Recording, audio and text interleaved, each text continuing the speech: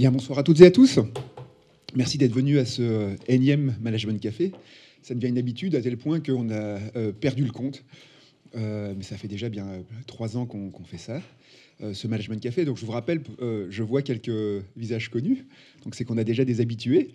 Le principe du Management Café, ça consiste à appliquer à la gestion, à la vie des affaires, le principe des cafés philo, c'est-à-dire d'organiser des événements dans un lieu convivial et de réunir des praticiens, des chercheurs sur un thème qui concerne de près ou de loin la vie des affaires. Alors, ce Management Café n'existerait pas si le centre Émile Bernheim n'existait pas. Donc, le centre Émile Bernheim, c'est le centre de recherche en gestion et en économie appliquée de l'Université libre de Bruxelles. Il fait partie de la faculté Solvay Brussels School of Economics and Management. Et il s'appelle Centre Émile Bernheim parce qu'il bénéficie structurellement du soutien de la Fondation Bernheim, qui a été créée il y a de nombreuses années par un homme d'affaires visionnaire qui s'appelle Émile Bernheim, qui a créé à la fois le centre et une fondation qui continue de soutenir les activités du centre, que ce soit au quotidien. On doit remercier la fondation pour son soutien en termes de personnel administratif. On doit la remercier également pour son soutien qui nous permet d'organiser des événements comme celui de ce soir, le énième Management Café, qui ce soir est consacré, comme vous l'avez vu, si vous êtes venu, à la valeur des diplômes.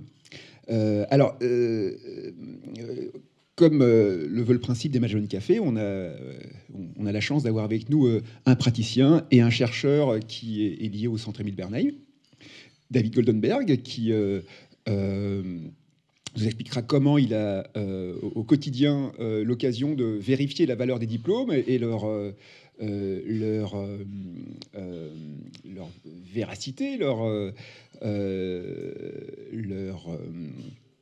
exactitude. Et puis Ilan Tejerov, qui est chercheur au DULBEA et qui est également membre du Centre Émile Bernheim et qui est un spécialiste d'économie du travail.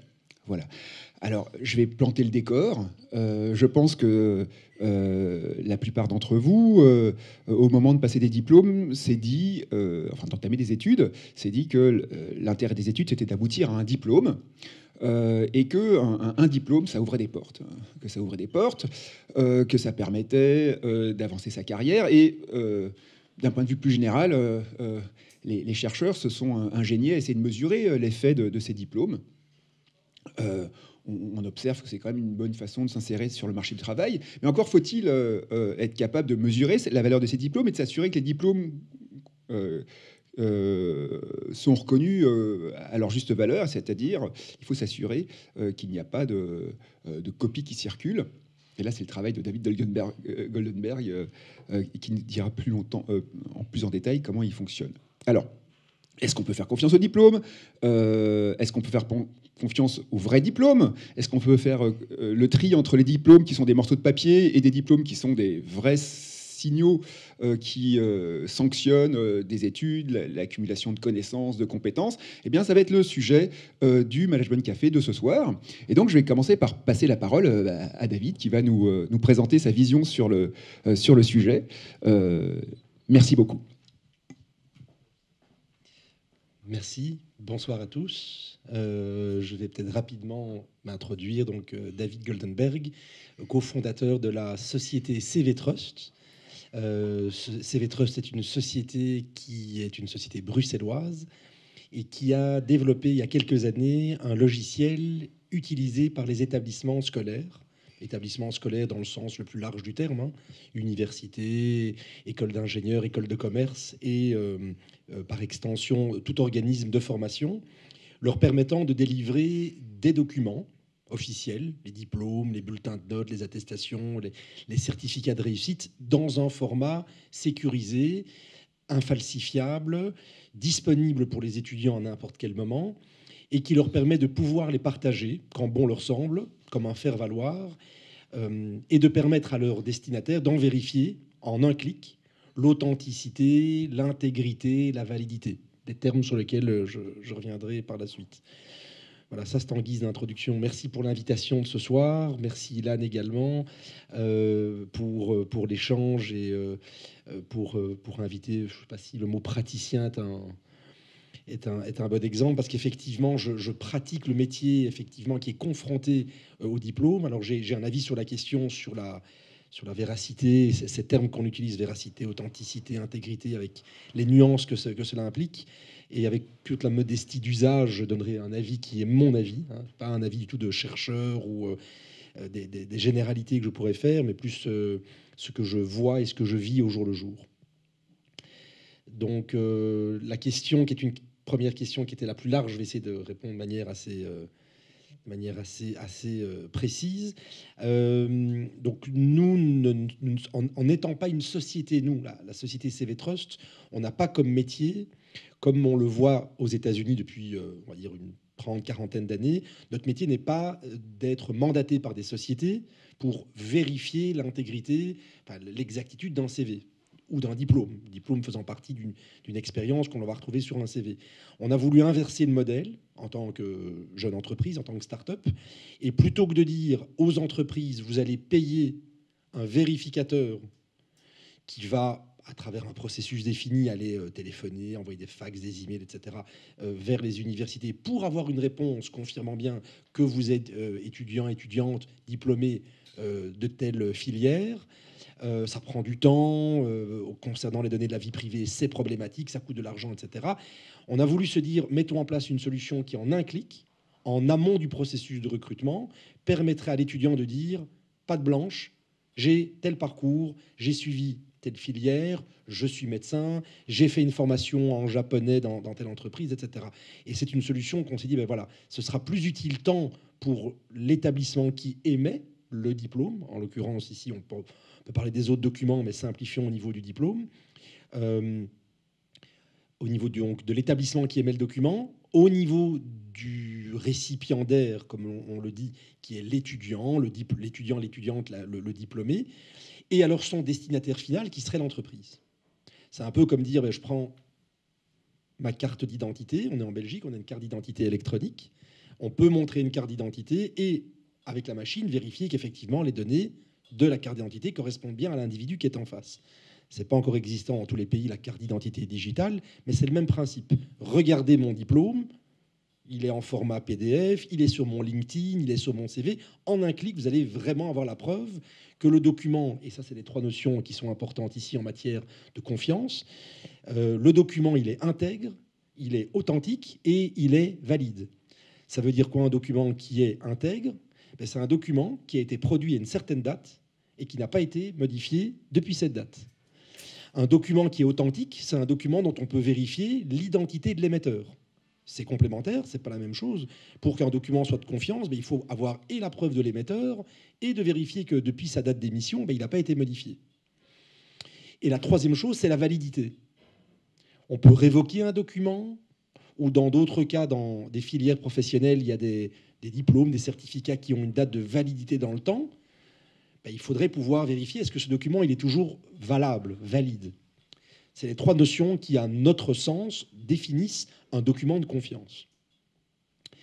Alors, par rapport, évidemment, aux faux diplômes, on y reviendra par la suite. Je pense qu'ici, c'est un sujet qui intéresse et comprendre le marché des faux diplômes. C'est un marché de plusieurs milliards d'euros dans le monde, des fausses universités, d'ailleurs des universités qui n'existent pas mais qui se font prétendre pour des universités qui délivrent des diplômes, des gens qui font des vrais faux diplômes avec le logo de l'université, qui se font passer pour des médecins. On a beaucoup de cas pratiques. Celui que je connais bien, c'est un directeur général de l'aéroport de Limoges, il y a quelques années, qui se prétendait être ingénieur d'une grande école en France, école d'ingénieurs d'aéronautique qui s'appelle l'ENAC. Et en fait, ce monsieur n'a jamais été diplômé de cette école. On pourrait se poser la question, était-il légitime dans sa fonction? Première question. Et remplissait-il bien sa fonction? Légitime, non. Légalement, pouvait-il y être? Non. Remplissait-il bien la fonction? Ça, je n'ai pas d'avis à donner. Mais de là découle la vraie question au niveau du diplôme. Si je ne veux pas faire bifurquer le débat dans ce sens-là, mais je pense que c'est cette notion essentielle qui est la notion de confiance. Et ça, c'est une notion essentielle, puisque souvent, quand on parle de confiance, c'est que vaut un diplôme? C'est le sujet de ce soir. Je m'étais posé la question que vous avez évidemment soumis et proposé pour le sujet de ce soir. C'est que vaut un diplôme? Alors, le diplôme, il vaut ce que la filière a permis à l'étudiant, à l'étudiante de pouvoir acquérir comme compétences, comme expérience, comme know-how. Effectivement, il y a des filières qui sont indispensables. On ne peut pas devenir médecin en étant élève libre, c'est pas possible. On ne peut pas devenir avocat si on n'est pas avocat diplômé d'une université et puis faire le barreau. C'est comme ça, la loi est ainsi définie. On changera peut-être un jour la loi, mais c'est comme ça. Il y a des filières qui sont moins obligatoires. On peut être homme d'affaires, on peut travailler dans les Big Four sans nécessairement avoir fait une filière dans l'école de commerce Solvay, dans une école d'ingénieur. C'est pas obligatoire. Mais quelque part, premier élément d'un diplôme, c'est une preuve d'acquis de compétences. Bon, c'est un lieu commun, c'est évident, c'est juste pour le rappeler. Deuxième élément, c'est aussi le réseau. On dit souvent, je suis dans une école, je vais faire partie de l'école Solvay, la grande famille Solvay. Moi, j'ai un certain âge, je ne vais pas le dire, mais ceux qui connaissent l'âge d'Ilan pourront facilement connaître le mien parce qu'on a le même âge. Ah, oui, juste un an à peine. Mais il y a une époque où, quand on était jeune, je pense que c'est le cas aujourd'hui, mais quand on disait j'ai fait Solvay, c'était la panacée.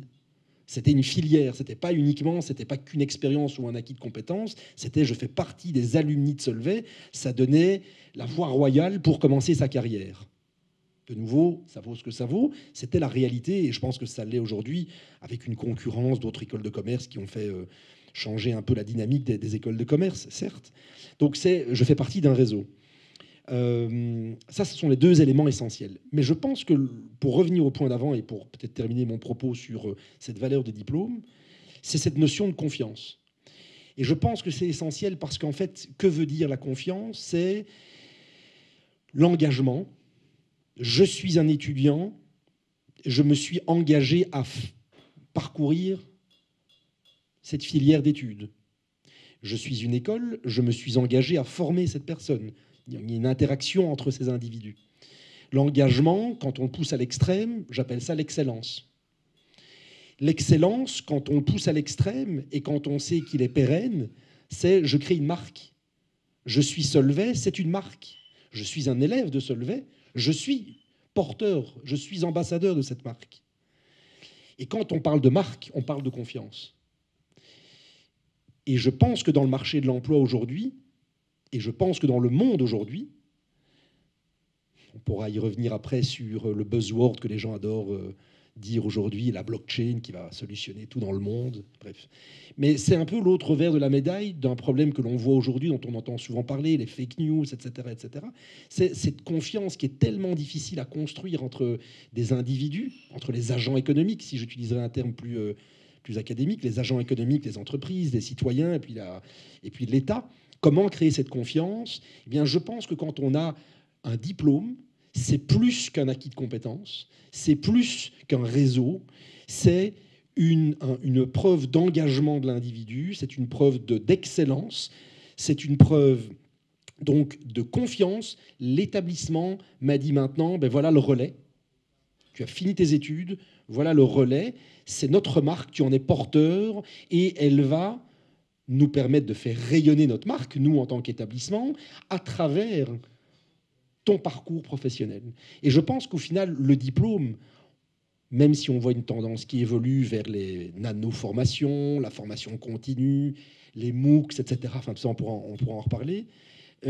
Néanmoins, je dirais, et juste pour terminer, pour céder le micro, je dirais que le dénominateur commun que nous voyons, nous, chez CV Trust, puisque nos clients, à nous, sont 100% des établissements scolaires, business school, école d'ingénieurs, université, centre de formation, dans le monde, peu en Belgique, ont toutes le même dénominateur commun, c'est que chaque établissement se voit comme une marque.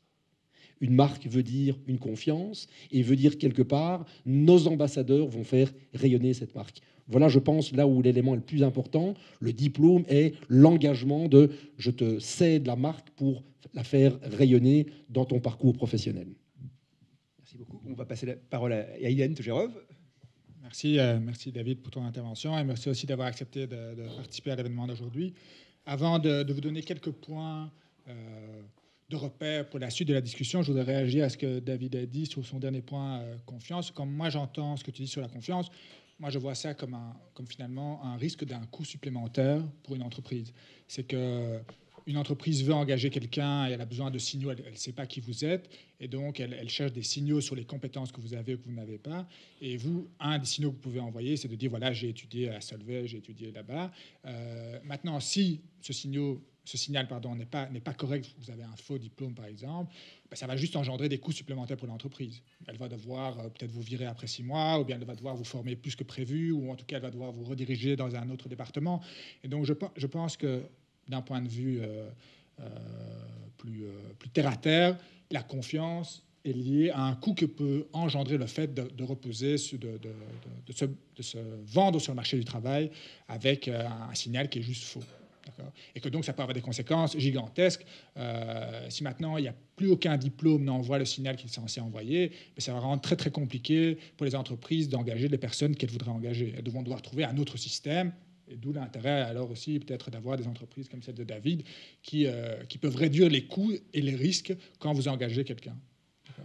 Et donc voilà, peut-être qu'après peut-être que tu as un avis, peut-être que je suis d'accord ou pas là-dessus. Alors, voilà, comme j'ai dit, ce que moi je voudrais faire, c'est vous donner quelques points de repère par rapport à comment on perçoit finalement la valeur d'un diplôme, les choix qui sont faits en termes d'éducation. Alors, la première chose, c'est que quand on étudie, qu'on essaie de mieux comprendre la position des personnes sur le marché du travail, et qu'on se demande comment est-ce qu'elles ont décidé d'étudier. Pourquoi est-ce que vous ici, enfin j'imagine la plupart d'entre vous ont décidé à un moment d'étudier, sur quoi reposer cette décision-là.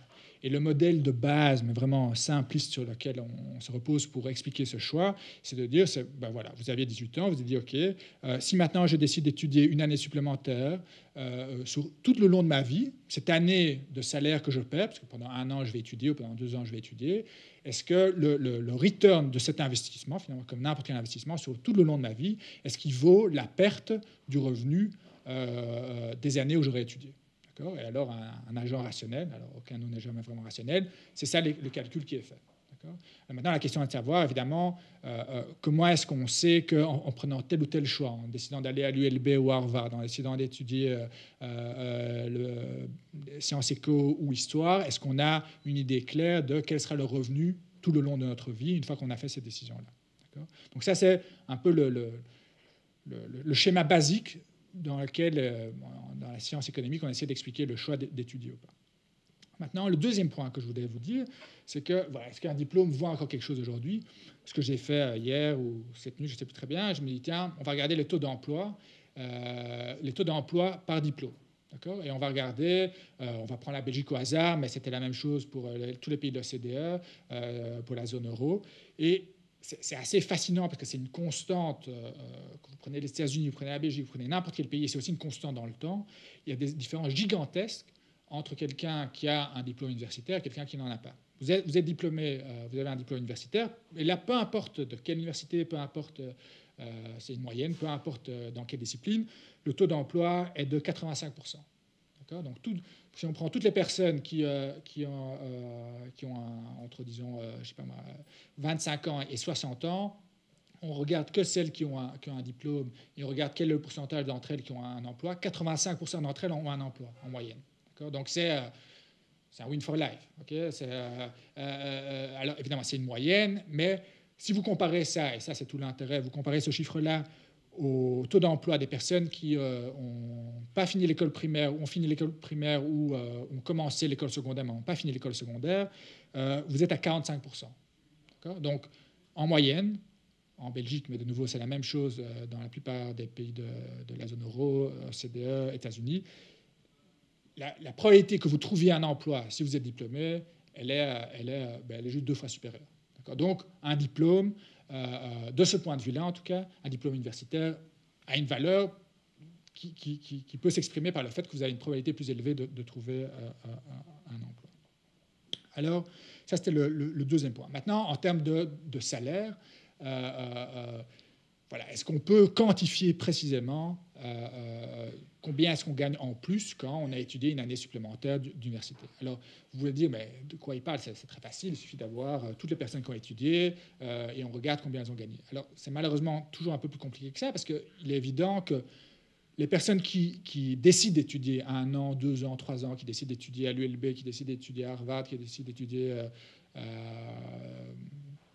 en Angleterre, elles ont aussi d'autres caractéristiques qui n'ont finalement rien à voir avec le fait qu'elles ont étudié à l'ULB ou qu'elles ont étudié l'histoire. Donc le défi toujours qu'on a quand on veut essayer de mesurer l'effet net d'une politique, et dans ce cas-ci, le fait, par exemple, d'avoir accès à un diplôme, c'est de savoir comment est-ce qu'on capture l'effet juste du fait d'avoir été à l'ULB pendant 4 ans et qu'on met de côté le fait que la personne qui a décidé d'aller à l'ULB pendant 4 ans, elle a certaines caractéristiques. Et donc, ça, c'est toujours plus compliqué qu'on pense. Mais dans un premier temps, si on regarde les chiffres bruts, dans les pays de l'OCDE, en moyenne, une personne qui a attendez, que je n'oublie pas, gagne en moyenne 64% de plus que quelqu'un qui a fini l'école secondaire. D'accord ? Donc, c'est nouveau, c'est gigantesque. Alors, c'est une moyenne pour tous les pays de l'OCDE. Ce qui est très intéressant, c'est que si on regarde ce chiffre-là pour différents pays, on trouve une disparité assez grande. Au Chili et en Argentine, on est à plus de 150%. Aux États-Unis, on est à plus de 70%. Et plutôt en bas de la distribution, on a le Danemark, la Belgique, aux alentours de 30%. Et donc, qu'est-ce que ça veut dire? Ça veut dire que, dans tous les cas de figure, vous étudiez à l'université, en moyenne, vous allez gagner plus d'argent. Ça, c'est 1. 2, peu importe le pays. 2, cette prime que vous avez en plus par rapport à quelqu'un qui n'a pas été à l'université, elle dépend des pays. Et quand vous regardez les pays que j'ai cités ici, le premier élément qui saute aux yeux, c'est que finalement lié aussi à des structures de dispersion salariale qui sont propres à des pays où vous avez par exemple plus de relations collectives de travail. Donc, dans des pays où les marchés sont moins régulés, comme le Chili et l'Argentine, la prime à avoir été à l'université est beaucoup plus importante que dans des pays où les relations collectives de travail sont beaucoup plus développées, comme le Danemark, la Nouvelle-Zélande, la Belgique. D'accord ? Alors ça, ce sont des différences brutes. D'accord ? On regarde juste, combien vous gagnez en plus en moyenne si vous avez été à l'université. Alors, comme j'ai dit, le problème, c'est que cette moyenne, ces chiffres bruts, ils peuvent capturer d'autres éléments qui n'ont strictement rien à voir avec le fait d'avoir étudié. C'est là qu'on essaie de capturer ce qu'on appelle l'effet causal, qui n'est pas évident pour les raisons que j'ai données. Et là, on trouve des différences qui sont en fait beaucoup plus faibles. Ce qui est logique, ça veut dire qu'une partie de ce qu'on capture quand on regarde l'effet d'avoir été à l'ULB, en fait, c'est lié à des caractéristiques propres que vous aviez qui n'ont rien à voir avec le fait d'avoir été à l'ULB. Et là, ces effets nets, ils varient entre 5 et 12% par année d'études. Ça, les chiffres que j'ai ici, c'est pour les États-Unis. Alors, si vous faites le calcul, et c'est assez simple pour un bachelier, disons, de 4 ans, ça fait des différences entre 20 et 50%. D'accord ? Donc ça, c'est l'effet causal net d'avoir été à l'université pendant 4 ans par rapport à quelqu'un qui n'a pas été. Okay? Ça, c'était le 5e élément. Encore deux éléments, et puis on ouvre le débat. C'est que là, les chiffres que j'ai donnés, c'est peu importe ce que vous avez étudié. Maintenant, évidemment, une fois que vous avez décidé à l'université, vous avez le choix entre différentes disciplines. Alors la question est de savoir... finalement, comment est-ce que les personnes décident d'étudier telle ou telle discipline? Et 2, est-ce que le return à la discipline est le même? Est-ce que la valeur d'un diplôme, pas seulement entre ULB versus Harvard, est la même? Elle ne l'est pas. Mais aussi, si vous étudiez l'histoire, le business, les sciences dures, est-ce que le return est le même? Et alors, j'imagine que vous l'avez compris, il n'est pas du tout le même. Et là, je regardais, j'ai trouvé une étude assez récente qui comparait les sciences sociales, les sciences exactes, les sciences humaines, et l'effet net est gigantesque par rapport à quelqu'un qui a juste terminé l'école secondaire. Pour les sciences exactes, on est sur toute une vie. On est à 1,5 million en plus. Et en bas de l'échelle, pour les sciences humaines, on est à 700 000. Donc, la valeur d'un diplôme, donc il y a le choix ou pas de faire une université, ça c'est la première valeur. La deuxième valeur, c'est que selon ce que vous allez étudier, la valeur sera différente. Et là, c'est la valeur qui est est donné par le marché, on va dire. Okay. Alors, et je termine là-dessus. Donc, le premier élément, pourquoi est-ce que quand on étudie les sciences dures, on gagne plus d'argent, c'est parce que le marché valorise plus ces compétences-là. Mais il peut y avoir aussi d'autres raisons. Et deux raisons sur lesquelles j'aimerais attirer votre attention, c'est évidemment les changements qui ont lieu depuis 30 ans par rapport les changements technologiques qui ont pris place ces 30 dernières années et qui valorisent de plus en plus certains skills par rapport à d'autres et qui peuvent expliquer que quand vous allez quand vous allez développer certaines compétences dans certaines filières, ça va être beaucoup plus valorisé sur le marché que d'autres. Et les deux qualités qui sont de plus en plus valorisées en rapport avec ces changements technologiques, c'est la capacité à faire les quantitative skills, on va dire. La capacité à gérer des données, ça c'est un, et puis c'est critical thinking, donc la capacité analytique à résoudre des problèmes. Et donc, plus on se dirige vers une société où ces deux qualités-là sont valorisées, mais plus les filières qui favorisent l'apprentissage de ces compétences-là amèneront à ce que la valeur de ces diplômes-là augmentera. Donc voilà, ça c'était quelques éléments que je voulais donner plus contextuels. Et, merci Ilan. David, est-ce que vous voulez ajouter quelque chose ou on passe directement au débat? Alors vous êtes peut-être en train de vous demander si vous avez fait le bon choix d'études ou si vous ferez le bon choix d'études, vous vous demandez comment on peut mesurer l'effet d'un diplôme, comment on peut s'assurer que lorsque on se retrouve dans la position de l'employeur, comment est-ce qu'on peut s'assurer qu'on a affaire à une personne dont le diplôme est un vrai diplôme plutôt que quelque chose de contrefait. Alors, est-ce que vous avez des questions? Est-ce que vous avez des remarques à faire? Est-ce que vous êtes d'accord, pas d'accord avec ce qui vient d'être dit? Est-ce que vous avez des inquiétudes sur le fonctionnement du marché du travail, sur le fonctionnement de l'éducation supérieure, secondaire, primaire? Il ne faut pas hésiter. Rebondir peut-être en attendant que quelqu'un.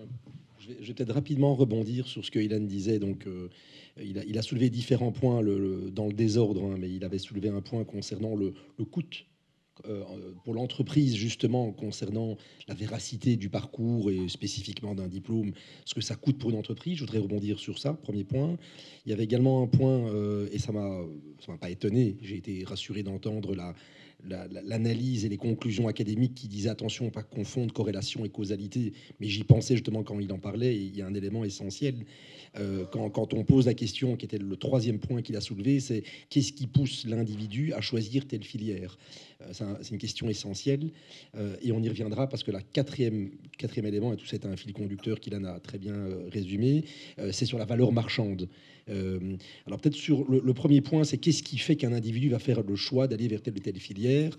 Encore une fois, je donne mon feeling, mon expérience et mon observation. Je pense que c'est une multitude de choses. C'est pas un algorithme informatique qui va dire je mets quelques données, et même qu'il existe des startups aujourd'hui qui vous permettent d'écrire votre profil, et en fonction de ça, on va essayer de faire des matchings avec des gens qui auraient, avec un degré de probabilité, un degré de certitude le plus élevé possible, une similitude avec votre parcours, et qui vous aiderait à faire votre choix. Un peu, c'est devenons tous des moutons ou des rhinocéros, parce que c'est comme ça on est sûr de pas se tromper. Je trouve un peu aberrant, mais bon, c'est aujourd'hui, le big data permet d'aller dans ce sens-là. Mais le choix qui vient de l'individu, moi, je pense qu'il est fait d'un mix entre ce que Ilan a dit, qui est la valeur marchande, ou en tout cas la perception, à un moment donné, de la valeur marchande d'un diplôme, avec tous les éléments subjectifs et la marge d'erreur que l'on peut en avoir.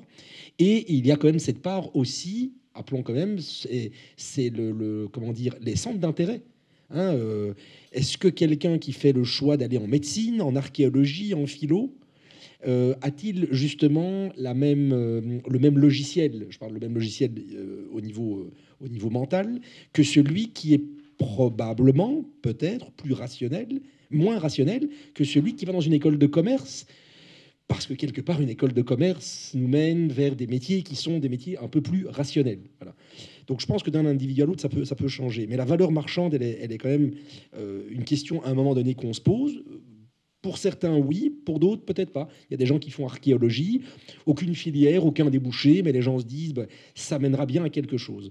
Et c'est là le point, je pense, qui est très important dans cette comparaison dont je n'ai pas de résultat, mais mon observation et mes lectures me disent que les générations d'après-guerre avaient une vision assez déterministe de la société et donc des choix de carrière. Je faisais Solvay, donc j'allais faire ça. Je faisais médecine à l'ULB, donc je rentrais à l'hôpital Erasme et donc j'avais une filière. Ce qui n'est pas nécessairement très différent d'aujourd'hui, mais à une nuance, c'est qu'on est beaucoup moins dans une logique déterministe. On n'est pas dans une logique statistique, mais il y a aujourd'hui un faisceau de possibilités à chaque étape de la vie qui fait qu'on va construire un CV. Et un CV, c'est plus une ligne, quelque chose de linéaire, ça devient un zigzag. Nous, dans les entreprises, on dit souvent, et j'en ai fait, j'ai travaillé dans des grandes entreprises, dans des plus petites et aujourd'hui dans une start-up, on construit en fait un CV comme une somme de projets. Projet avec un grand P. Et heureusement, je dirais, parce qu'il y a une époque où effectivement il y avait une asymétrie entre l'offre et la demande dans le marché de l'emploi, c'est je dois garder mon emploi, il ne faut pas que je le perde, mais par contre du côté de l'employeur, quand ça ne fonctionne pas, la conjoncture, allez on écrème et on vire. Aujourd'hui, les gens considèrent un job comme un projet et j'y reste seulement si ça continue à me convenir. Moi j'ai envie de dire, tant mieux pour l'individu. Ça ne me convient pas, je me casse. Je dis très cash, mais au final, c'est ça. Et j'ai envie de dire, tant mieux. Je passe d'une entreprise à l'autre. Je construis mon CV en fonction du désir du moment et de la projection que je veux de moi dans une évolution de carrière. Et donc, ça devient très vite du zigzag. Et ça coûte encore plus pour l'entreprise, puisque le taux de roulement dans les entreprises, on va y revenir, effectivement, est très important par rapport à ça. Donc ça revient à la question, quels sont les choix que je vais faire dans mes études, mais aussi dans ma carrière et dans ma formation continue? Est-ce que je pars en vacances ou est-ce que je vais faire un mois de japonais? Est-ce que je vais faire du big data en étant sur un MOOC du MIT ou est-ce que je vais jouer au tennis avec mes copains? Ou faire un stage de voile, enfin peu importe. Et ces questions que l'on se pose et qui font partie de l'expérience de vie sont des questions qui se posent de plus en plus souvent et dont les réponses sont de plus en plus, et dont les choix sont de plus en plus difficiles à faire. Deuxième élément. Troisième élément, c'est par rapport à justement ce point qu'il a mentionné, c'était de dire justement le coût pour une entreprise de cette réalité, de cette dynamique du roulement, et puis simplement de la confiance, de la vérification dans le CV. Alors j'ai envie de dire, je vais vous donner un slogan, mais au final c'est réel. Ça a un certain coût d'engager quelqu'un, mais ça n'a pas de prix. Dans le sens où ça fait partie du business plan d'une entreprise d'engager des gens qui conviennent au job, soft skills, hard skills, Adlan le disait, hard skills essentiels. Je pense que le soft skill est quelque chose de très important également, et au fur et à mesure d'une évolution de carrière, dans beaucoup d'entreprises, le soft skills est quelque chose, le people management, ou la capacité d'interagir avec les gens, mais on reste dans un monde d'êtres humains, jusqu'à preuve de contraire, les robots ne nous ont pas encore remplacés. Eh bien, je pense que tant que ce ne sera pas le cas, on est dans un monde où la capacité, ce qu'on appelle aussi l'intelligence émotionnelle, est quelque chose qui est fort recherché. Ça ne s'apprend pas. Ça se développe, mais on ne l'apprend pas. C'est beaucoup plus compliqué, c'est plus informel, c'est plus implicite dans une expérience professionnelle. Donc je disais, en fait, ça a un coût d'engager quelqu'un, mais ça n'a pas de prix. Et donc les entreprises se doivent de pouvoir, avec des outils, X ou Y, d'engager les personnes qui correspondent le mieux à la fonction. Et on l'a vu dans des startups que vous connaissez tous. Pourquoi est-ce qu'on a installé un toboggan chez Google? Je prends l'image bateau, la caricature, où on dit souvent on va mettre des kickers dans les startups, parce qu'aujourd'hui, il n'y a plus de frontières entre l'amusement et le travail, entre les heures de travail et les heures du privé. Tout ça, ça fait partie d'une dynamique qui évolue. Mais au final, je dois créer un environnement de travail pour que mes gens soient les plus performants. On peut le dire comme on veut, une entreprise a l'objectif de pouvoir maximiser sa performance. C'est pas très humaniste de dire comme ça, mais on ne demande pas à une entreprise d'être humaniste. Ça, c'est un débat, ça me fait un peu rire quand on entend question. Les SBL peuvent être là avec un but qui n'est pas un but de performance. L'entreprise doit être là dans les règles du droit, mais elle doit être performante. Donc je pense que ça n'a pas de prix d'engager les bonnes personnes. Donc peut-être juste pour rebondir sur ce qu'il disait, oui, causalité versus corrélation, sans aucun doute, des gens qui ont un diplôme pour toutes les raisons que l'on connaît, ont certainement, en moyenne, il disait entre 30 à 60 ou 70% de salaires en moyenne plus élevés que ceux qui n'en ont pas, 2 fois plus de chances de trouver un emploi. Mais au final, n'est-ce pas, j'ai le sentiment qu'il y a c'est pas une conclusion, c'est une présentation de l'information qui est en fin de compte une corrélation forte, mais la causalité, en fait, pour moi, elle est assez évidente. Vous êtes un enfant qui est né dans la campagne, vous n'avez pas une famille éduquée. À l'inverse, vous avez des parents qui sont des étudiants, vous avez des parents enseignants. Et en France, ça a été prouvé que les enfants des professeurs sont ceux qui ont un taux de scolarité et de niveau de réussite dans les meilleures études le plus élevé. Ben, en fin de compte, c'est dites-moi dans quel environnement vous avez grandi et je vous dirai pas ce que vous allez faire, mais dans quel environnement vous allez évoluer. Donc au final, cette chance de dire c'est les diplômés qui réussissent le mieux, c'est malheureusement encore un plafond de verre pour certaines tranches de la société, en espérant que le monde dans lequel on est, méritocratique si on veut qu'il le soit, puisse ouvrir la porte à ceux qui n'ont pas été dans le bon environnement, mais puissent accéder à cette carte de visite, à cet environnement, à ce réseau qui est le diplôme. On va ouvrir le débat. Alors j'ai vu une question à l'arrière du public. Bon, premièrement, merci beaucoup. Et comme professeur, je partage au moins 80% qu'est-ce que vous avez dit. Comme j'ai beaucoup d'interactions avec des étudiants, ils me demandent toujours qui définit la valeur d'un employé à la fin.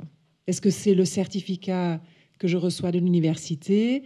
Est-ce que c'est la manière comment je me vends? Bon, maintenant, je suis professeur de marketing. Ça veut dire que j'essaie toujours d'enseigner mes étudiants comment il faut se vendre. On a déjà eu des cours sur le personal marketing, comment il faut se vendre sur LinkedIn, comment il faut se présenter.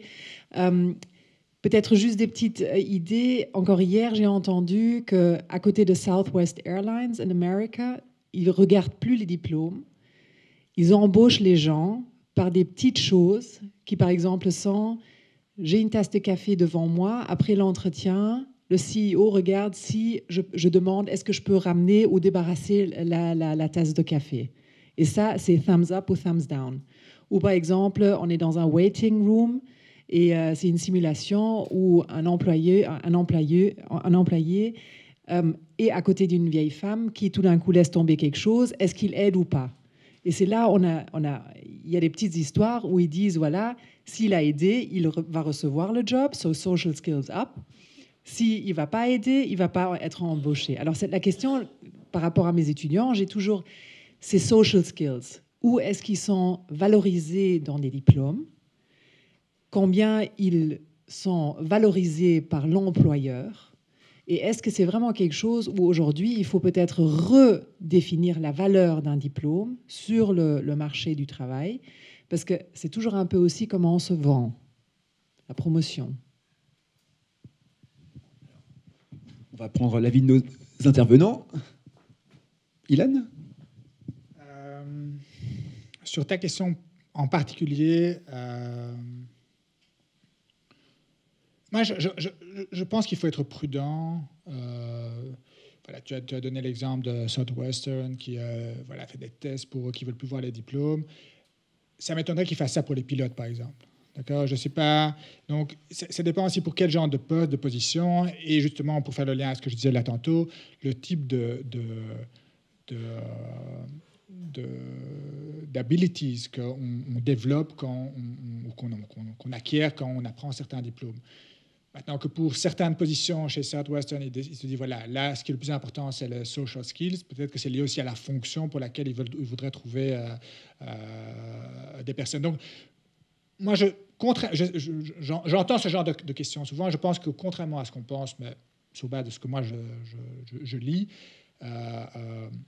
les hard skills qu'on développe à l'université, que ce soit comme ingénieur, comme biologiste, comme économiste, etc., je pense que leur valeur est toujours extrêmement importante. Et voilà, sur base des chiffres que j'ai montrés, alors c'est des moyennes, ça semble être toujours le cas. Maintenant, j'aimerais moi aussi rebondir sur peut-être ce que David a dit par rapport à comment est-ce que les gens font une décision sur ce qu'ils vont étudier, quels sont les paramètres qui sont importants. Il a évoqué l'exemple français. Alors, en fait, là-dessus, il y a aussi des études qui indiquent que un des paramètres les plus importants pour expliquer les choix des études ou le choix d'étudier, c'est évidemment ce que vos parents ont fait. Et alors ça peut être, ça peut être vu comme quelque chose de positif ou ça peut être vu comme quelque chose de négatif. Et pourquoi est-ce que ça pourrait être vu comme quelque chose de négatif? Ça veut dire que, paradoxalement, les études peuvent être un facteur d'inégalité. Pourquoi est-ce que vous dites, mais il est fou, l'éducation, c'est l'émancipation, c'est pouvoir monter dans l'échelle sociale. Mais c'est vrai en théorie, mais si les informations que vous avez sur le bon endroit où étudier, ou sur la bonne entre guillemets, filière à choisir pour avoir une carrière réussie après vos études, dépend de l'information que vous avez de vos parents, ça veut dire qu'il y a certaines inégalités qui vont être persistantes. Si vous venez si vos parents ne savaient pas comment postuler à Harvard, ils savaient juste comment postuler à l'université, un community college aux États-Unis, quelque part, même si Harvard est là et vous pourriez y avoir accès si vous saviez comment postuler, donc monter dans l'échelle sociale, juste parce que vos parents n'ont pas l'information, vous allez continuer entre guillemets, à aller dans des moins bons des collèges ou dans des programmes qui sont moins valorisés.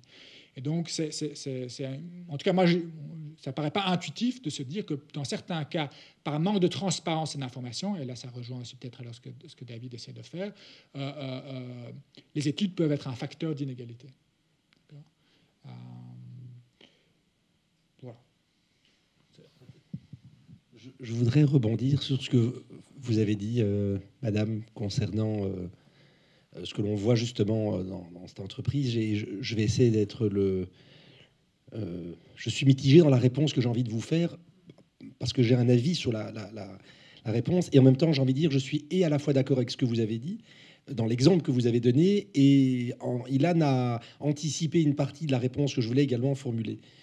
Ma réponse ne va pas être cynique, ni dans le fond, ni dans la forme. Elle pourrait paraître l'être, mais elle ne va pas l'être du tout. Ce genre d'initiative, je le vois du monde des entreprises, moi je le vois comme du marketing. Bon, je dis, je ne veux pas être cynique en donnant cette réponse. Pourquoi je dis du marketing? Parce que je ne peux pas ne pas rejoindre ce que Ilan dit quand il dit, au final, on va voir s'ils vont engager des gens pour savoir s'ils sont sympathiques en ramenant la tasse. Au final, ils ont besoin des pilotes. Ils ont besoin des profils différents. Je ne vais pas parler maintenant de quelque chose qui nous semble évident. Il y a des métiers pour lesquels il faut un diplôme, point à la ligne, que ce soit ingénieur, médecin, infirmier, etc. On a vu en Belgique, il y a quelques années, des infirmiers ou des infirmières qui étaient engagés dans des hôpitaux du sud du pays, qui venaient des pays de l'Est, qui n'étaient pas des infirmières. Peut-être qu'elles sont super sympathiques et qu'elles ramènent des tasses quand on les interviewe, voilà, sans me moquer de ce marketing de cette compagnie aérienne. Mais moi, j'ai besoin que quand un infirmier ou une infirmière me soigne, c'est qu'elle l'est vraiment et qu'il n'y ait pas de risque derrière. Mais ça c'est évident. C'était pas ça mon point. Le point, c'est sur la capacité des entreprises aujourd'hui à définir le plus en amont du processus de recrutement, et ça rejoint ce que Ilan disait sur le coût pour engager des gens, et donc de réduire ce coût, l'entreprise maximiser les profits, j'augmente mon chiffre d'affaires, je réduis mes coûts, et je réduis mes risques, dans les deux sens. Comment réduire ce qu'on appelle le risque de casting en amont du processus, avec des outils, avec le feeling du face-to-face, jusqu'à un moment donné, prendre conscience qu'en fin de compte, il y a peut-être eu une erreur, et on doit licencier les gens. Donc, comment réduire ce coût? Et effectivement, je crois que les entreprises ont déjà pris conscience de quelque chose que les chercheurs d'emploi, voire pire, les futurs étudiants n'ont pas encore pris conscience, c'est quels sont les skills que nous, en tant qu'entreprise, avons besoin pour trouver les meilleurs profils pour remplir X ou Y fonctions. Les étudiants sont encore dans une logique qui est relativement linéaire ou déterministe en disant « je vais à Harvard, donc les portes vont m'être ouvertes ». Causalité, corrélation, on sait que si on va à Harvard, ce n'est pas que le diplôme d'Harvard, ce sont les points qu'on avait évoqués ensemble avant. Mais les étudiants se disent encore je ne vais pas construire aujourd'hui une attitude vis-à-vis de la tasse de café en connaissant au préalable les processus de recrutement qu'il y aura chez Southwest. Google, je connais beaucoup mieux l'exemple de Google. Il y a même un livre qui a été écrit pour montrer à quel point pour montrer à quel point le marketing des entreprises peut se faire à travers les processus de recrutement, un bouquin qui est « Are you smarter enough to work at Google ?» Il y a un bouquin qui a été écrit, que je connais, que j'ai lu, et qui est une somme de plein de conseils, et à la fin, c'est plein de devinettes. C'est pour ça que j'aime bien les devinettes et les énigmes, mais c'est totalement quantitatif. Quelqu'un qui n'est pas ingénieur ne sait pas répondre. Ils vont dire « thinking out of the box ». D'accord, mais c'est, je pense, quelque chose pour montrer, pour faire parler de soi, les buzz. Pour terminer, je voulais quand même dire, on le sait, on le voit tous, on est utilisateur de l'outil. LinkedIn est le nouveau CV. Sur LinkedIn, c'est des éléments factuels, soft skills, hard skills, et à tout moment, sur LinkedIn, quand on a une nouvelle compétence, on s'empresse pour aller le rajouter sur LinkedIn. J'ai été faire un MOOC au MIT en physique quantique. Bah oui, je suis forcément un grand physicien. Ben, je vais vite marquer, j'ai été sur Coursera et j'ai fait 10 heures d'astrophysique. Ça sert à quoi? Ça sert à rien, mais comme j'ai un badge, de open badge, je vais aller mettre sur mon LinkedIn. Et LinkedIn devient aujourd'hui le CV à la rallonge pas possible pour essayer de montrer à mon recruteur, parce que les recruteurs recrutent quand même avec LinkedIn énormément, et de voir toute une série de choses qui n'étaient pas indiquées à l'époque sur un CV. Alors peut-être le CV à l'époque indiquait d'une certaine manière ce qu'on appelait les extracurriculars. C'était est-ce que vous avez travaillé dans une ASBL? Est-ce que vous avez fait des stages? Est-ce que vous avez travaillé dans des mouvements de jeunesse? Ce genre de choses. De notre temps, il y a 20, 25 ans, c'était comme ça qu'on montrait en avant qu'on avait fait autre chose que simplement un parcours académique ou une expérience dans une entreprise. Donc, l'exemple de Southwest, à mon avis, il existe dans plein d'entreprises, mais j'ai quand même l'impression que dans beaucoup d'entreprises, on doit quand même automatiser et industrialiser le processus de recrutement. Ben, il faut regarder, et ça va à gauche, ça va à droite. On doit le faire à travers un processus de lecture, même en diagonale, qui s'appelle au final encore le CV, même si on dit profil LinkedIn. D'ailleurs, le profil LinkedIn, c'est génial. On peut le changer quand on veut. Parce que comme on le change quand on veut, l'employeur ne pourrait pas se dire « Tiens, c'est bizarre, il a changé son profil LinkedIn, il cherche un autre emploi. » Ben non, c'est mon Facebook professionnel. Donc je peux à n'importe quel moment changer mon profil parce que je ne cherche jamais de nouvel emploi. Mais en fait, j'en cherche toujours parce que potentiellement, je suis toujours ouvert à un nouveau projet. Alors, on va répondre. Je vois que l'heure tourne, donc on va répondre. Parce que ça m'a fort impressionné parce que moi j'ai fait un cours sur le personal marketing. On avait un projet avec mes étudiants et malheureusement il y a Vincent qui est parti parce que c'est un expert en LinkedIn. Moi j'étais étonnée et impressionnée comment vous pouvez embellir. Maintenant j'utilise le mot embellir parce que je suis complètement d'accord. Qu'est-ce que vous dites? Il faut un diplôme, on doit encore avoir les hard skills et après on peut embellir les choses. Mais ce qui m'a effrayée, c'est que on a comparé des profils des étudiants qui étaient du diplôme, laissons dire la même chose, mais c'est la manière comment ils se sont mis en avance. C'est avec des mots-clés, c'est avec la photo, c'est avec, comme vous dites, des petites nuances que vous avez fait avec... j'ai fait un MOOC pendant 2 heures et je l'ajoute. C'était impressionnant. Et pour finir, celui ou celle qui ont blablaté, excusez-moi pour dire ça, le plus sur LinkedIn ont eu le plus de views des entreprises, maintenant n'importe quelle entreprise, mais qui se sont mis en avance. Et pour finir, c'était eux qui étaient plus enregistrés que peut-être un autre étudiant qui avait une superbe note dans mon cours, mais qui n'était pas capable à se vendre comme celui qui avait... Voilà. Pour finir, je pense qu'on a parlé la même chose. C'est vrai qu'on a besoin des hard skills comme base. Par contre, il y a toujours ce cherry on the top, hein, où on doit quand même se faire remarquer pour agrandir la valeur d'un diplôme. Justement, peut-être que c'est l'occasion de rebondir et de s'adresser au public. Je peux, alors, pas forcément sous forme de sondage, mais vous demander si vous avez déjà songé à embellir votre CV comme le suggéraient nos intervenants, ou éventuellement si vous avez le sentiment que des employeurs potentiels ont regardé des morceaux de votre CV auxquels vous ne vous attendiez pas, qui prêtent attention.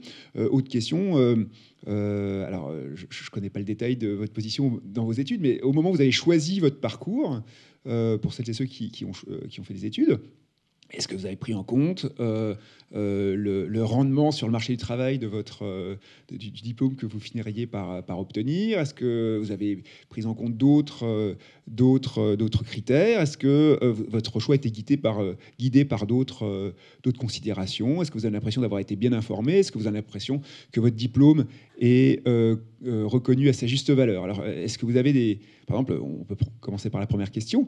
Est-ce que vous avez déjà eu le sentiment, ou est-ce que vous avez déjà fait la démarche d'enjoliver votre CV en rajoutant des compétences acquises dans des MOOC ou que sais-je encore? Vous n'avez pas peur de le dire? Est-ce que c'est un non? Non? Alors, qu'est-ce que vous avez mis sur votre CV, justement, pour le mettre en avant? Est-ce que j'imagine que vous y avez réfléchi. Alors, vous avez des CV qui sont plus ou moins étoffés selon votre âge, évidemment, mais est-ce que vous avez est-ce que vous avez déjà passé du temps à vous demander comment l'organiser, comment le compléter, comment mettre en valeur toutes les compétences objectives et plus tacites dont vous pouvez disposer? Ouais. Je me permets de reprendre un petit peu la parole sur un autre sujet dont le professeur Togero a pas mal parlé, qui moi m'a pas mal touché. On a beaucoup parlé de return on investment, etc. Et en fait, j'ai l'impression qu'on a très très peu parlé, in fine, de l'intérêt de faire des études, de pourquoi est-ce qu'on fait des études. Vous avez mentionné notamment le fait des centres d'intérêt. Et moi, c'est quelque chose auquel j'ai été extrêmement confronté quand j'étais membre du Cercle Solvay pendant nombreuses années. La plus grande carrière, c'était là-bas, ou presque. C'est le nombre d'étudiants, et je pense que c'est quelque chose que vous devez voir pas mal en tant que président du jury, le nombre d'étudiants en B1 qui viennent en B1 parce que Solvay, c'est une marque, parce que papa et maman ont dit que c'était bien, parce qu'il y avait ce return on investment, mais qui, en fait, après 1 an, parfois 2, parfois 3, j'en connais certains 4 ou 5, se rendent compte qu'en fait, c'est pas fait pour eux, mais il y a une telle force de la marque, il y a une telle force sociétale, il y a un tel rappel de return on investment, de ce que ça peut rapporter, qu'il y a des gens qui, et j'ai pas peur de le dire, gâchent 1, 2, 3 années de leur vie à se dire non mais il faut que je fasse ces études-là parce que c'est tellement bien. Et donc moi je voudrais poser la question un peu autrement. Est-ce que les universités parfois n'ont pas une responsabilité de rappeler qu'il existe d'autres formations que la formation universitaire? Et c'est vrai que, alors, particulièrement à Solvay, c'est vrai que, et peut-être plus en ingé-gestion qu'en Sciences Éco, autre débat dans lequel je ne me lancerai pas, on rappelle quand même pas mal souvent aux étudiants qui sont l'élite de demain, que le monde est entre leurs mains, qui sont fabuleux. Mon frère est ingénieur civil, c'est pire. Est-ce qu'il n'y a pas un peu une responsabilité pour pouvoir rappeler aux gens qu'il y a d'autres choses qui existent, ne serait-ce qu'à ce moment-là, et pour revenir sur une réalité très concrète des coûts, des gens qui passent plusieurs années à l'université, qui n'en sortent en fait sans diplôme, ça coûte aussi énormément d'argent. Et donc, la question un peu bête que je voudrais poser, c'est qu'est-ce qu'on pourrait faire parfois pour un peu réorienter mieux les gens et casser cette image de marque que certaines grandes écoles pourraient avoir? Alors, Ilan. 2 éléments de réponse. 1, paradoxalement, ce que vous sous-entendez, c'est que le coût n'est pas assez élevé. Parce qu'une autre manière de voir ce que vous dites, c'est de, voilà, si le coût d'une année à Solvay était plus élevé, au moment où vous devez faire le choix avec un risque de ne pas, voilà, que ça ne se passe pas bien, que vous ratez une première année, plus cette année-là vous coûte cher, moins vous allez prendre de risques. Et je termine ma réponse. Donc ça, c'est un élément. C'est que... je ne dis pas que c'est le seul élément, mais réfléchissez. Vous semblez avoir des amis ou des connaissances qui ont passé plusieurs années à Solvay en se rendant compte qu'in fine, ce n'était pas fait pour eux ou ça n'allait pas et qu'ils ont été ailleurs. Pendant ces années-là, ils ont vécu, ils ont mangé, ils ont logé quelque part, ils ont payé un Minerval. Maintenant, imaginez ces mêmes 3 années-là, si chaque année, ils avaient dû emprunter 30 000 € pour payer le Minerval. Okay. Est-ce que vous pensez qu'ils auraient aussi pris 3 années peut-être pour essayer, se chercher, se retrouver et puis finalement faire un autre choix? Donc, je pense que sans connaître vos amis, je ne suis pas certain qu'il aurait fallu 3 ou 4 ans pour arriver à la conclusion que peut-être que ce n'était pas le bon choix. Ça, c'est 1. 2, ça rejoint aussi quelque chose que j'ai dit précédemment, c'est qu'il y a une question de transparence et d'information de manière générale. C'est que quand vous décidez de faire un choix, il faut faire attention peut-être à Solvay, on va prendre université Y, Z, dans un pays W. Ce n'est pas toujours évident de savoir finalement quelle est la valeur du diplôme ou quelles sont les connaissances que vous allez acquérir. Il y a certaines universités ou dans certains pays où il y a beaucoup plus de transparence sur finalement à quoi vous avez accès quand vous faites le choix d'aller dans cette université et dans cette filière-là. Et alors là, on rigole un peu avec ce qui se passe en Belgique, mais il y a des cas beaucoup plus graves dans les pays où vous avez des universités for profit, des universités qui, voilà, leur objectif premier, c'est de faire de l'argent. Mais là, vous avez parfois des gens qui se retrouvent endettés jusqu'au cou avec un diplôme qui ne vaut juste rien parce qu'ils n'avaient pas la bonne information sur la valeur de ce diplôme-là ou dans quoi ils s'engageaient. Et donc ça rejoint de manière plus générale cette idée que plus vous avez de transparence et d'informations sur ce que vous allez faire, en connaissant de cause, vous allez pouvoir faire un choix qui sera peut-être plus propre à ce que vous attendiez. Maintenant, je voulais aussi, parce que chacun répondit sur l'un sur l'autre, c'est que donc on a discuté de la valeur du diplôme, on a essayé d'expliquer chacun à notre manière comment est-ce qu'on interprétait la valeur de ce diplôme-là.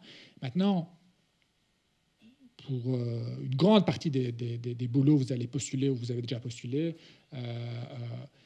le diplôme, ce n'est qu'un élément. Okay, ça n'arrive pas que vous arrivez quelque part et vous dites voilà mon diplôme, et la personne dit OK, c'est bon, je t'engage. Okay, on sait très bien que c'est pas. Évidemment, il y a des interviews, il y a des tests qui sont faits, on teste les soft skills, il y a des tests internes à l'entreprise. Il y a des entreprises très, très connues qui sont très fières du système de tests qu'ils ont mis en place et qui sont de plus en plus sophistiqués, qu'ils arrivent à améliorer chaque année. Et donc, ça va de soi que les diplômes, voilà, peut-être qu'il vous permet d'entrouvrir la porte, mais après, d'une manière ou d'une autre, l'employeur ne considérera jamais, ou en tout cas très rarement, que le diplôme est suffisant pour se dire que vous correspondez au travail sur lequel il voudrait vous engager. Troisième élément par rapport à ça, c'est que, et là il y a toute une littérature en économie là-dessus, c'est que c'est un processus assez courant qu'une personne est engagée dans une entreprise avec tous les meilleurs tests du monde, avec le meilleur diplôme, avec le cachet de David. Il y a une période, on va dire, qui suit l'engagement de la personne, sur laquelle, voilà, il y a une connaissance plus directe du niveau de productivité du travailleur, de ses capacités réelles, qui vont faire que après un an, peut-être qu'ils se disent, voilà, on s'est planté, toi tu ne corresponds pas, tu vas ailleurs, toi ça se passe très très bien, tu as aussi peut-être acquis les soft skills de l'entreprise, ou les skills propres de l'entreprise, pardon, et donc on continue à travailler ensemble. Donc ce n'est pas seulement le diplôme, les tests qui sont faits au moment d'engager la personne, mais c'est aussi la première année, ou les 2 premières années, ou les 6 premiers mois, qui permettent de mieux voir si l'employé correspond à ce qui est attendu, et vice-versa par ailleurs. Alors, j'ai encore un petit élément, oui. C'est que. La place pour le public. OK. Il y a peut-être des questions. Voilà. Un habitué.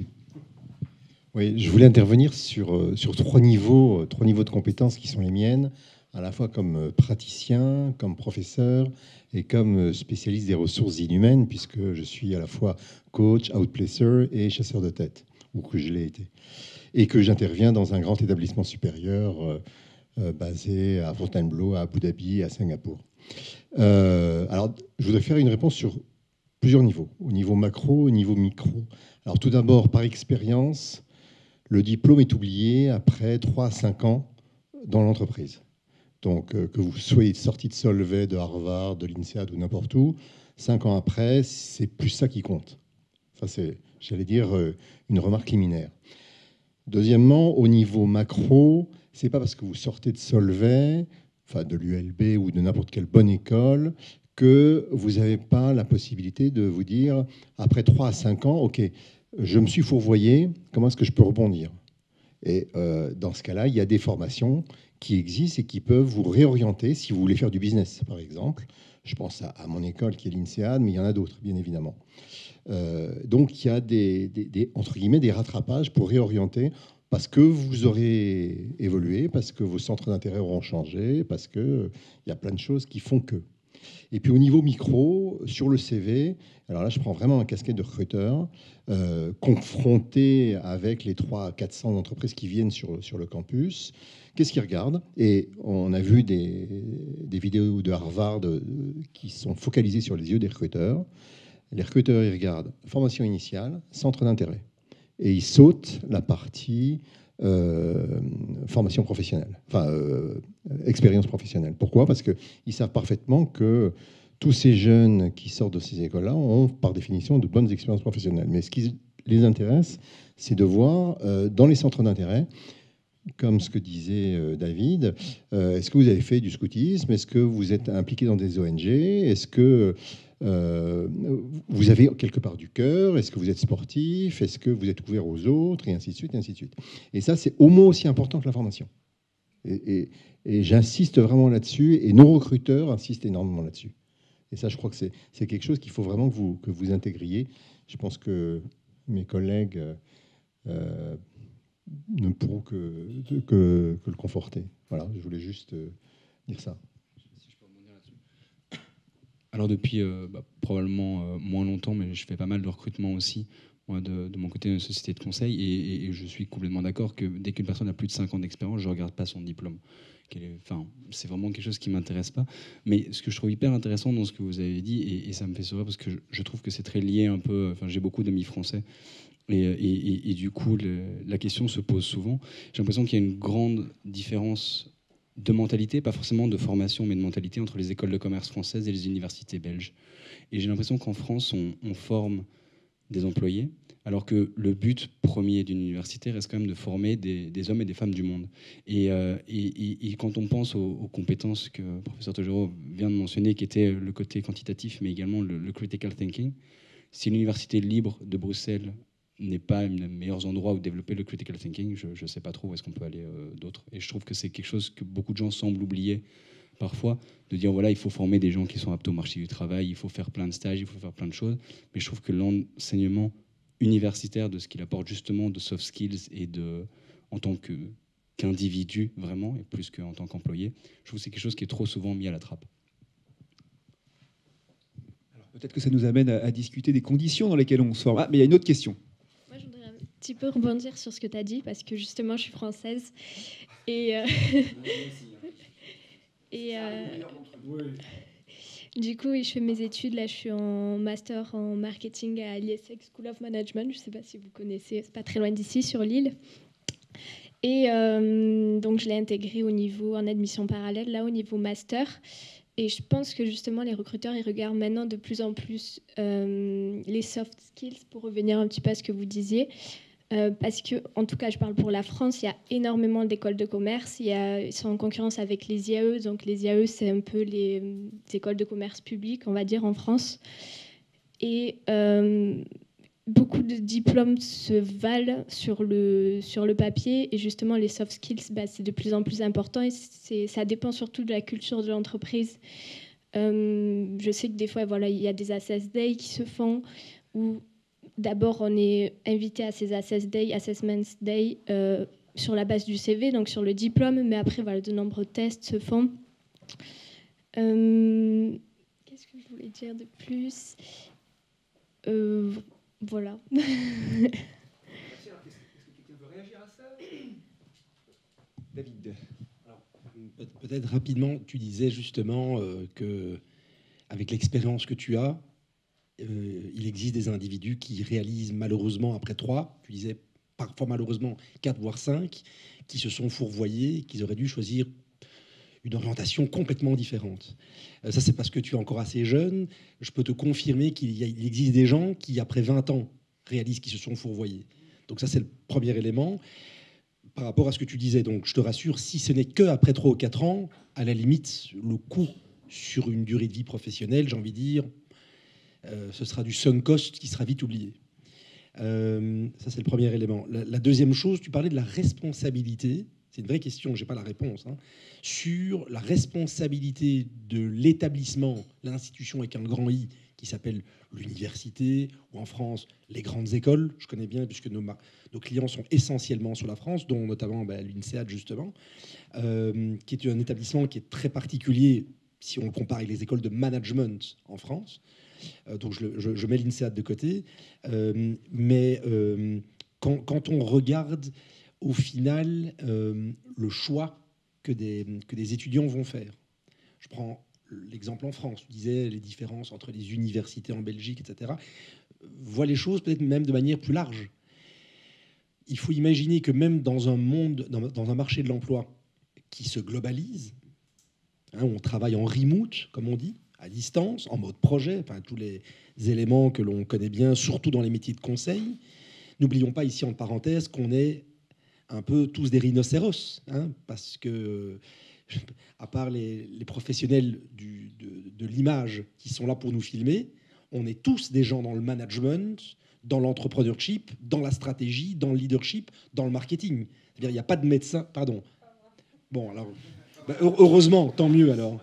Tant mieux, mais ce que je veux dire, là, dans le débat, en tout cas dans l'échange qu'il y a pour l'instant ici, on est tous dans une logique rationnelle de se dire comment vais-je maximiser mon expérience, donc mon CV, avec du soft et du hard skills, pour réaliser mes projets. Donc les écoles en France, moi je le vois, je me permets, c'est pas du tout une critique, mais je pense que c'est une réalité sur la France, et c'est un retard que la France est en train de prendre, malheureusement, par... j'ai envie de dire, par rapport à son histoire et à son acquis de l'excellence des grandes écoles en France, qui aujourd'hui, de plus en plus, heureusement, beaucoup d'écoles en ont pris conscience et changent leur modèle avec la proximité avec les entreprises, mais les grandes écoles en France sont dans un mode de l'excellence, parfois dans le mauvais sens. Et je dis, l'INSEAD, je la mets complètement de côté. C'est pas du tout la même chose. L'INSEAD n'est pas français, en fait. Ils sont basés en France parce que le général qui l'a fondé venait des États-Unis, mais c'est... pas une erreur, mais c'est le contexte de l'entreprise, mais ce n'est pas une école française. Les grandes écoles en France, pour moi, se fourvoient dans ce qu'on appelle, et ça existe encore, le réseautage. Prenez les entreprises que je connais bien en France, McKinsey, Roland Berger, Bain, BCG, toutes ces boîtes où vous postulez, mais regardez où elles recrutent. Ce n'est pas ceux qui ont fait philo à la Sorbonne, même si c'est super sympa de faire la philo et que ça ouvre des portes et que ça reste quand même les grandes écoles de commerce. Alors, tu parlais de Lille. Il y a une école que je connais quand même pas mal à Lille, qui est l'EDEC, qui est dans un modèle, hormis... c'est super moderne avec du sport, etc. Mais de plus en plus d'écoles en France, écoles de management, ont compris la nécessité du pont entre le parcours académique et faire des stages en entreprise. Des vrais stages en entreprise, je parle, pour un acquis d'expérience. Mais ça existait déjà dans le monde anglo-saxon depuis très longtemps. C'est assez nouveau dans le monde, dans le marché français. Donc, faire des choix, effectivement, de dire on se fourvoie, est-ce que la responsabilité, c'est ça la question que tu avais soulevée, est-ce que la responsabilité revient aux universités? Ce serait presque poser la question de savoir si les entreprises doivent être... morale, un bouquin qui avait été écrit il y a des années, pour moi, elle doit être amorale, mais ce n'est pas le débat. Est-ce que l'université doit avoir la responsabilité de l'orientation? Moi, je ne suis pas convaincu. Ilan parlait d'un coût. Est-ce qu'en augmentant le Minerval, comme on dit en Belgique, pour accéder aux études, bon choix, mauvais choix? On connaît d'autres pays anglo-saxons où il y a ce qu'on appelle des tests psychométriques qui, quelque part, forcent l'orientation, non pas sur un lien entre le niveau quantitatif et le choix des études, mais c'est simplement de où y a-t-il un manque dans le marché de l'emploi pour certaines filières et certains métiers. Et là où il y a des manques, on va naturellement avoir nécessité d'avoir peu de points psychométriques, alors qu'il y a des métiers où il ne faut pas spécialement être brillantissime quantitativement parlant, mais il y a trop de psychologues, par exemple, dans le marché national. Il y en a trop, on va augmenter les points. Et on parlait de mobilité, il ne faut pas oublier une chose, c'est que néanmoins, 70 à 80% des gens qui sortent de l'université, je dis 70 à 80%, ça laisse quand même une grande marge, 20-30%, mais c'est des gens qui restent dans leur pays. Au final, on reste ou on revient On revient assez rapidement. Alors évidemment, il y a la mobilité, etc. Mais on est dans la proximité. Je pense que la France est encore dans un modèle où restera peut-être une exception de ce qu'on appelle la filière des grandes écoles. Mais le côté méritocratique et expérience du pont entre le monde de l'éducation et les entreprises, ça se voit dans les pays nordiques, ça se voit en Hollande, ça se voit dans Bologne, c'est le meilleur exemple. Enfin, pas Bologne. Les Erasmus, les programmes d'échange, c'est là où on force les gens à effectivement aller voir ailleurs, étudier ailleurs, travailler ailleurs. Au final, on revient de là où on est, et ça revient à ce que Madame professeure de marketing disait tout à l'heure. Non, ce n'est pas que du hard skills qu'il faut, c'est du soft skills. Peut-être que la solution, et je termine avec ça, c'était une idée dont on a parlé il y a quelques jours sur un forum en France sur la blockchain pour le monde de l'éducation. Et l'idée qu'on avait, nous, chez CVTreust depuis longtemps en tête et qui peut-être maintenant est suffisamment mature pour que ça prenne sens, pourquoi est-ce que vous, en tant qu'étudiant à l'université, et je dis l'université, c'est un mot qui, simplement dire, j'aurais pu dire grande école, gens qui sont dans les métiers artistiques, dans les métiers de l'image, le CAD, que je connais aussi très bien, comme l'ULB, eh bien peut-être que quand on reçoit un diplôme, il faudrait qu'il y ait comme ça des métadatas ou des beaux badges qui vont apparaître autour du diplôme et qui sont les soft skills qui vous est délivrés parce que vous avez reçu un diplôme. Tu as fait ingénieur commercial, ton frère, tu disais, a fait Polytech, des gens qui ont fait les métiers de l'image, mais ça reste des éléments, des compétences rigides, hard skills, soft skills. Pourquoi est-ce qu'on ne parle pas de tes capacités de management? Tu as peut-être fait des projets pendant tes études. People management, tu as peut-être géré des équipes. Tu as l'entrepreneurship. Ben forcément, tu as géré l'équipe au sein de Solvay qui gère les... il y a plusieurs ateliers, dont le consulting, etc. Normalement, ton université devrait te délivrer un diplôme où il y aurait tous les badges, comme chez les scouts, on a les badges, et puis on les appelle comme ça, les badges, les open badges. C'est un peu ça le principe des scouts qui ont plein d'écussons. Pourquoi est-ce que ton diplôme ne te donne pas des écussons? Moi, je pense que les universités devraient aller dans ce sens, les universités ou simplement l'enseignement supérieur, pour donner au-delà du simple diplôme toute une série d'éléments, des keywords, parce qu'aujourd'hui, on parle qu'avec des keywords, parce qu'on regretterait un jour où Twitter nous permettait d'écrire 142 caractères. Aujourd'hui, quand on écrit 3, c'est déjà trop long, les gens ne lisent plus. Mais voilà, il faut justement les keywords sur le diplôme. Et ça, malheureusement, les universités qui ne verront pas la vague, eh bien, ce qui va se passer, c'est que bientôt, quand vous voudrez étudier, alors peut-être pas pour les filières comme la médecine, mais prenez physique. Je termine juste avec ça. Pourquoi vas-tu faire des études de physique à l'ULB si tu à des horaires définis, en quittant ta maison, sous la pluie, parce que bon, on est en Belgique, d'aller suivre un prof qui ne parle pas assez fort, ou qui est sourd et qui n'entend pas tes questions, enfin un environnement, je caricature un peu. Pourquoi faire ça si tu peux rester dans ton canapé en pyjama et étudier le même cours de physique pendant les 3 premières années qui sont donnés par un prof du MIT?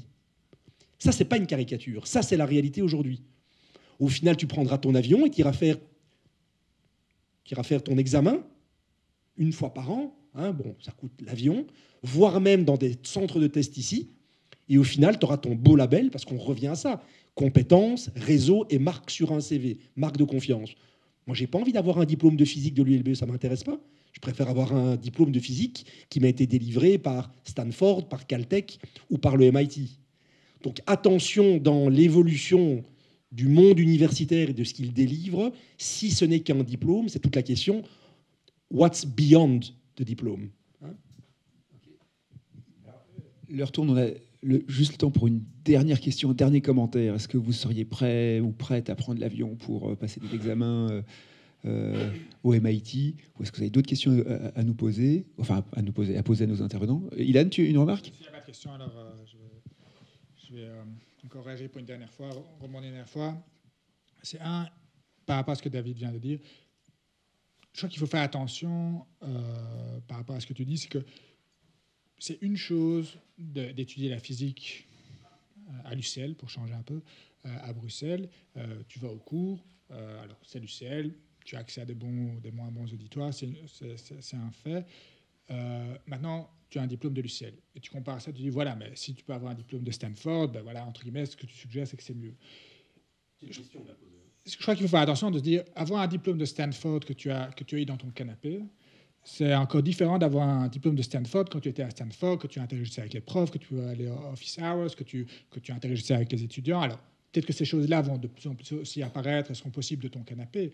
Mais il faut faire attention de ne pas confondre le fait de pouvoir étudier à distance avec le fait d'être sur place et la valeur d'être dans un auditoire et d'interagir. Voilà, on peut dire que je prêche pour ma voilà, étant donné que je suis professeur, peut-être que c'est un point qui me touche, mais je pense qu'il faut, plus sérieusement, je pense qu'il faut faire attention à ça. Et quelque part, c'est un peu lié à ce que vous faites, c'est que le cachet Stanford, il peut vouloir dire beaucoup de choses. Monsieur évoquait par exemple le fait que dans votre cas, vous avez plusieurs campus dans différents endroits, si j'ai bien compris. Vous avez NYU, ils ont un campus à Abu Dhabi, je pense maintenant. Ils sont sur le point d'en ouvrir un troisième.